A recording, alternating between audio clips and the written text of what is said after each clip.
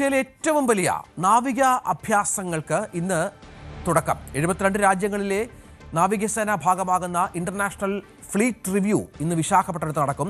60ഓളം യുദ്ധക്കപ്പലുകൾ fleet റിവ്യൂവിൽ അണിനിരക്കുമെന്നാണ് കണക്കുകൾ. 3 അന്തർവാഹിനികളും fleet റിവ്യൂവിന്റെ ഭാഗമാകും. 19 യുദ്ധക്കപ്പലുകൾ വിദേശ രാജ്യങ്ങളിൽ നിന്നാണ്.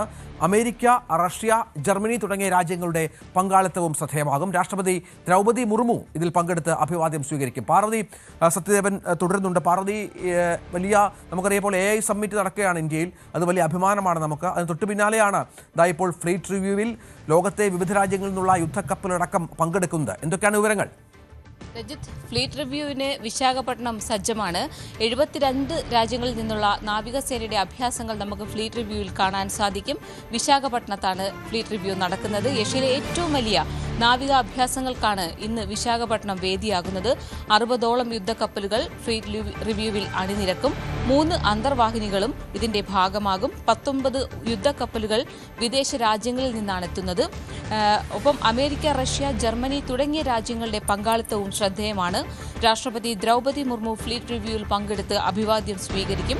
ഓപ്പറേഷൻ സിന്ദൂറിന്റെ സമയത്ത് പാകിസ്ഥാനെ വിറപ്പിച്ച ഇന്ത്യയുടെ അഭിമാനമായ INS വിക്രാന്താണ് ഇന്റർനാഷണൽ ഫ്ലീറ്റ് റിവ്യൂവിലെ ആകർഷണ കേന്ദ്രം. ഇന്ത്യയുടെ അഭിമാനമായ അന്തർവാഹിനി കപ്പലുകളും ഇതിന്റെ ഭാഗമാകും. ഇന്ത്യ പസഫിക് മേഖലയെ സംബന്ധിച്ചിടത്തോളം അതിനിർണായകമാണ് ബംഗാൾ ഉൾക്കടലിൽ നടക്കുന്ന നാവികാഭ്യാസം എന്നാണ് വിലയിരുത്തപ്പെടുന്നത്. വിശാഖപട്ടണത്തെ നാവിക നയതന്ത്രത്തിന്റെ മുഖ്യാകർഷണ കേന്ദ്രമാക്കുന്നതിൽ നാവികാഭ്യാസ പ്രകടനങ്ങൾ കാരണമാകുമെന്നും വിലയിരുത്തുന്നു.